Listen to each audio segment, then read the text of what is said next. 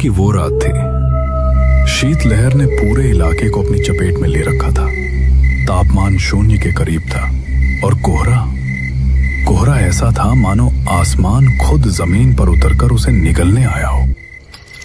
मनोहर, जिसकी उम्र करीब 40 वर्ष थी, अपनी पुरानी एटलस साइकिल को कीचड़ और सूखी पत्तियों से भरी पगडंडी पर घसीट रहा था। वो पेशे से एक बंजारा था जो गांव-गांव जाकर चूड़ियां, बिंदी और श्रृंगार का सामान बेचता था।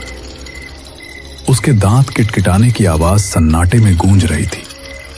उसने अपने कानों पर लपेटे हुए मफलर को और कस लिया, लेकिन ठंड थी कि सुई की तरह कपड़ों को भेद कर सीधे हड्डियों में चुभ रही थी। साइकिल के कैरियर पर बंधा हुआ लोहे का बक्सा हर छोटे मोटे पत्थर पर खन खन की आवाज करता। उस घने अंधेरे में ये आवाज मनोहर को किसी संगीत जैसी नहीं, बल्कि खतरे की घंटी जैसी लग रही थी। तभी उसे दूर कहीं सियार के रोने की आवाज सुनाई दी। मनोहर का दिल बैठ गया। उसने हनुमान चालीसा का पाठ मन ही मन शुरू कर दिया। भूत पिशाच निकट नहीं आवे, लेकिन उसके होठों से शब्द नहीं निकल रहे थे। उसके हाथ और पैर सुन्न हो चुके थे। उसे महसूस होने लगा था कि अगर अगले 1 घंटे में उसे आग या कोई आड़ नहीं मिली तो सुबह तक वो बर्फ की मूर्ति बन चुका होगा। वो निराशा में डूब ही रहा था कि तभी उसकी धुंधली होती आंखों ने कुछ देखा। घने कोहरे की दीवार के पीछे एक बहुत ही मध्यम पीली रोशनी टिमटिमा रही थी। रोशनी इस वीरान जंगल में? मनोहर रुका। उसका दिमाग कह रहा था कि यह खतरा हो सकता है, लेकिन उसका जमा हुआ शरीर कह रहा था कि यही जीवन है। शायद कोई वन विभाग की चौकी हो या किसी लकड़हारे की झोपड़ी। उसने खुद को तसल्ली दी और अपनी साइकिल को पूरी ताकत लगाकर उस रोशनी की तरफ मोड़ दिया।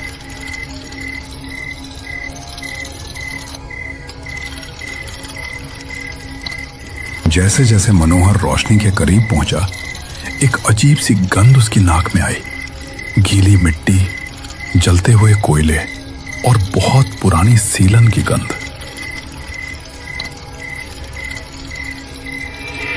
सामने एक जर्जर खपरेल वाली झोपड़ी थी। देखने में यह किसी पुराने जमाने की सराय या ढाबे जैसी लग रही थी। बाहर एक खंभे पर लालटेन लटक रही थी, जिसकी लौ हवा में फड़फड़ा रही थी। शुक्र है मालिक, मनोहर ने साइकिल स्टैंड पर लगाई। आओ मुसाफिर, आओ। दीनदयाल की आवाज किसी गहरे सूखे कुएं से आती हुई प्रतीत हुई। रास्ता भटक गए हो या किस्मत तुम्हें यहां खींच लाई है? राम राम काका, बस पूछो मत। शॉर्टकट के चक्कर में जान आफत में फंस गई। लगा था आज तो जंगल में ही प्राण निकल जाएंगे। आपकी लालटेन देखी तो जान में जान आई। दीनदयाल के चेहरे पर एक फीकी रहस्यमयी मुस्कान आई। बैठो, आग के पास बैठो, यहां ठंड नहीं लगेगी।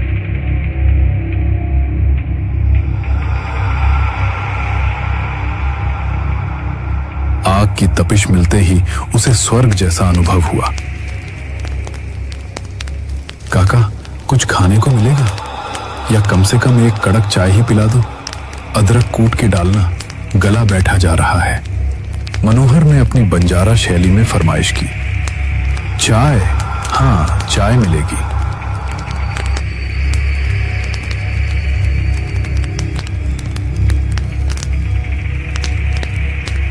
मनोहर को वहां का माहौल कुछ अजीब लगा। आमतौर पर ढाबों में लोग बातें करते हैं, हंसी मजाक होता है, बर्तनों की आवाज होती है, लेकिन यहाँ एक मातमी सन्नाटा था। हुक्के की गुड़गुड़ के अलावा कोई आवाज नहीं थी। मनोहर ने चुप्पी तोड़ने की कोशिश की। उसने हुक्का पी रहे बुजुर्ग की ओर देखा। बाबा, राम राम। आप भी मुसाफिर हैं क्या, या इसी इलाके के रहने वाले हैं?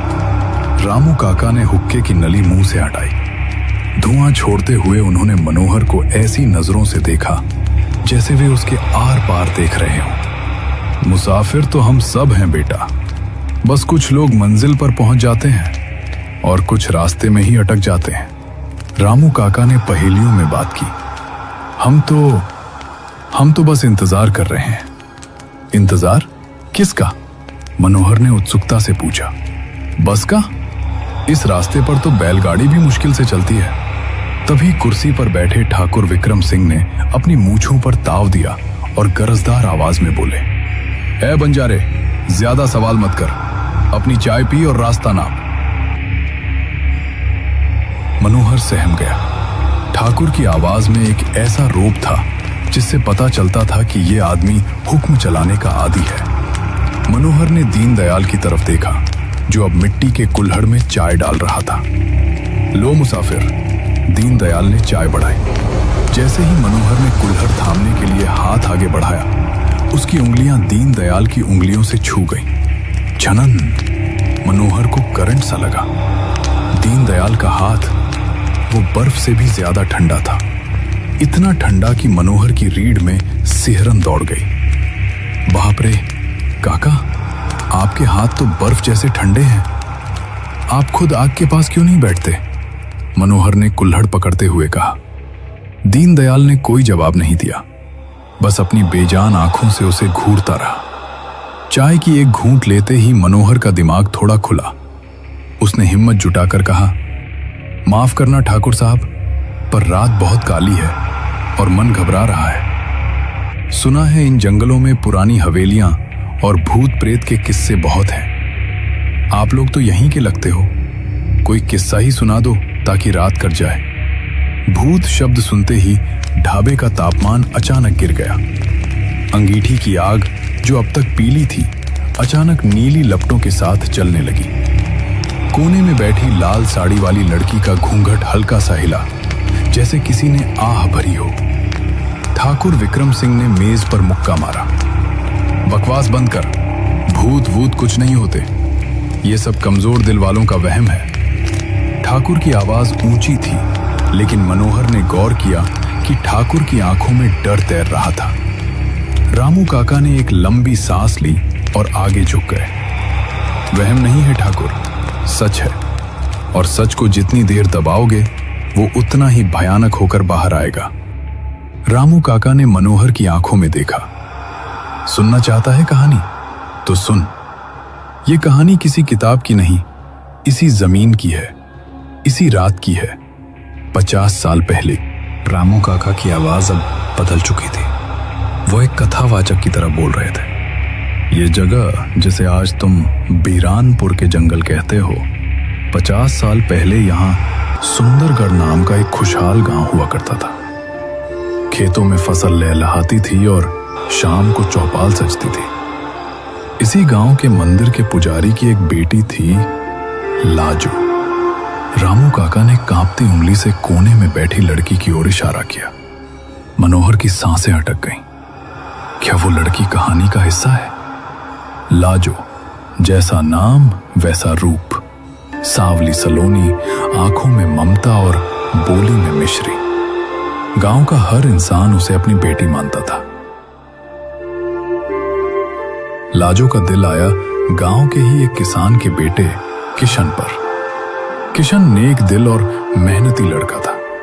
दोनों की जोड़ी ऐसी थी जैसे राम और सीता।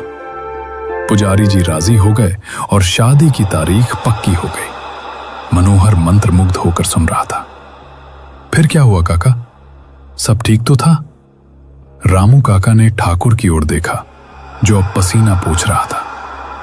सब ठीक था तब तक, जब तक इस कहानी में रावण नहीं आया। गांव का जमींदार ठाकुर विक्रम सिंह। ठाकुर विक्रम सिंह अपनी कुर्सी पर कुलबुलाया। चुप कर बुड्ढे, जुबान खींच लूंगा तेरी। रामू काका ने अनदेखा करते हुए जारी रखा। विक्रम सिंह की जागीर मीलों तक फैली थी और उसका अहंकार आसमान से भी ऊंचा था।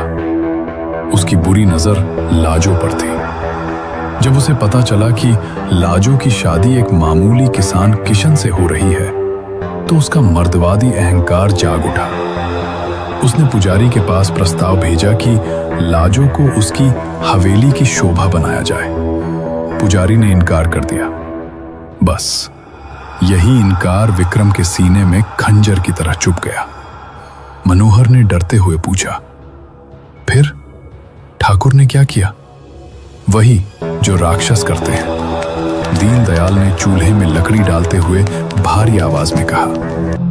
दिसंबर की अमावस की रात थी, बिल्कुल आज जैसी। कोहरा छाया हुआ था। शादी में बस 2 दिन बचे थे। लाजो के घर में मंगल गीत गाए जा रहे थे। विक्रम सिंह ने अपने 2 वफादार कुत्तों को साथ लिया, एक मैं, दीनदयाल, और एक ये रामू। मनोहर के हाथ से चाय का कुल्हड़ गिरते गिरते बचा। क्या आप लोग उनके साथ थे? रामू काका की आंखों में आंसू आ गए। हाँ बेटा, हम मजबूर थे। हम ठाकुर के कर्जदार थे। उसने कहा था अगर आज उसका साथ नहीं दिया तो हमारे बच्चों को मार डालेगा। हम कायर थे, हम पापी थे। हम तीनों ने लाजो के घर पर धावा बोला। रामू काका का गला भर आया। विक्रम ने लाजो को उसके आंगन से उठाया। वो चीखती रही, बापू, किशन, बचाओ। लेकिन गांव वाले ठाकुर के डर से दरवाजे बंद करके दुबक गए। हम उसे घसीटते हुए इसी जंगल में ले आए, इसी जगह जहां आज ये ढाबा खड़ा है। तब यहां एक पुरानी खंडहर हवेली थी। ठाकुर विक्रम सिंह अब खड़ा हो चुका था। वो चिल्लाया, मैंने उसे प्यार किया था, वो मेरी थी, उसे मेरे पास होना चाहिए था। रामू काका ने कड़वी हंसी हंसी। प्यार? उसे हवस कहते हैं ठाकुर। जब लाजो ने यहां भी तुम्हारे पैरों में गिरने से मना कर दिया और कहा कि वो मर जाएगी लेकिन किशन के अलावा किसी की नहीं होगी, तो तुमने क्या किया? ढाबे में खामोशी छा गई। सिर्फ आग के चटकने की आवाज आ रही थी। विक्रम ने अपना आपा खो दिया। रामू काका ने धीमी आवाज में कहा। उसने अपनी रेशमी पगड़ी खोली और लाजो के गले में फंदा डाल दिया। लाजो छटपटाती रही। उसकी बड़ी बड़ी आंखें हम दोनों को देख रही थी, भीख मांग रही थी, लेकिन हमने कुछ नहीं किया। दीनदयाल ने उसके पैर पकड़े और मैंने उसके हाथ, और विक्रम ने फंदा कस दिया। मनोहर की रूह कांप गई। वो पसीने से तरबतर हो गया। उसे लगा जैसे उसे भी सांस लेने में तकलीफ हो रही है। वो मर गई। हमने उसकी लाश को उसकी लाल शादी की साड़ी समेत पास के सूखे कुएं में फेंक दिया। दीनदयाल ने अपनी बात जोड़ी। अगले दिन किशन ने लाजो के गम में उसी कुएं में कूदकर जान दे दी। पुजारी जी सदमे में मर गए। पूरा परिवार खत्म हो गया। मनोहर ने डरते हुए पूछा, तो पुलिस? किसी ने कुछ नहीं किया? ठाकुर विक्रम सिंह हंसा, एक खोखली हंसी। पुलिस? कानून मेरी जेब में था। गवाह खरीदे गए, रिपोर्ट लिखी गई कि जंगली जानवर ने हमला किया था। मैं बरी हो गया। मैं जीत गया था। नहीं ठाकुर, तुम जीते नहीं थे, रामू काका बोले। तुमने बस अपनी मौत को दावत दी थी। ठीक 1 साल बाद फिर से वही दिसंबर की अमावस आई। हम तीनों शिकार खेलने जंगल आए थे। मौसम अचानक बिगड़ा, बिल्कुल आज की तरह। हम रास्ता भटक कर इसी जगह आ गए। तब हमें वो आवाज सुनाई दी, छम छम छम। रामू काका की आंखें फैल गई। पायल की आवाज, और फिर कोहरे से वो निकली। कौन? मनोहर ने सांस रोके पूछा। लाजो, दीनदयाल बुदबुदाया। लेकिन वो इंसान नहीं थी। उसका शरीर नीला पड़ चुका था। उसकी गर्दन टेढ़ी थी और उसकी आंखें, हे भगवान, उसकी आंखें अंगारों की तरह जल रही थी। उसने कुछ नहीं कहा। उसने बस हमें देखा। रामू काका अपनी छाती पकड़ने लगे, जैसे उन्हें वो दर्द फिर महसूस हो रहा हो। उसकी नजरों ने ही मेरा दिल रोक दिया। मुझे उसी वक्त दिल का दौरा पड़ा। मैं तड़प तड़प कर यहीं मरा। मैं भागने की कोशिश कर रहा था। दीनदयाल ने अपनी गर्दन पर हाथ फेरा, लेकिन एक अदृश्य ताकत ने मुझे धक्का दिया। मैं अंगीठी के ऊपर गिरा। मेरा चेहरा जल गया और गर्दन टूट गई। देखो, दीनदयाल ने अपना चेहरा रोशनी में किया। मनोहर की चीख निकल गई। उसका आधा चेहरा जला हुआ था और मांस लटक रहा था। और मैं? ठाकुर विक्रम सिंह चिल्लाया। मैं सबसे ताकतवर था। मैं अपनी बंदूक से उसे मारना चाहता था, लेकिन गोलियां उसके आर पार निकल गई। वो मेरे पास आई, बिल्कुल करीब। उसने मेरे कान में कहा, विक्रम, अब हम साथ रहेंगे हमेशा। मैं पागल हो गया। मैंने अपनी ही बंदूक अपनी कनपटी पर रखी और घोड़ा दबा दिया। ढाबे में अब तीनों अपनी असली शक्ल में आ रहे थे। ठाकुर के सिर का आधा हिस्सा गायब था जहां गोली लगी थी। रामू काका का शरीर नीला पड़ चुका था। हम मर गए मुसाफिर, रामू काका ने एक प्रेतवादित मुस्कान के साथ कहा। लेकिन हमें मुक्ति नहीं मिली। लाजो ने हमें श्राप दिया है। हर साल इस रात हम अपनी मौत को बार बार जीने के लिए यहां जिंदा होते हैं। हम इस ढाबे में कैद हैं, अपनी यादों और अपने पापों के साथ। मनोहर अब समझ चुका था कि वो जीवित लोगों के बीच नहीं, बल्कि अतृप्त रूहों की सभा में बैठा है। उसका शरीर भागना चाहता था, लेकिन पैर जाम हो चुके थे। तभी कोने से सरसराहट हुई। लाजो उठी, धीरे धीरे, बहुत धीरे। उसके चलने से छमछम की आवाज नहीं आ रही थी, बल्कि हवा में एक भारीपन तैर रहा था। वो मनोहर की तरफ बढ़ी। मनोहर ने अपनी आंखें बंद कर ली। हे हनुमान जी, रक्षा करो, रक्षा करो। भैया! एक बेहद दर्द भरी खनखनाती हुई आवाज उसके कानों में पड़ी। मनोहर ने डरते डरते आंखें खोली। लाजो उसके सामने खड़ी थी। भैया, आप चूड़ी वाले हो ना? लाजो ने अपनी कलाई आगे बढ़ाई।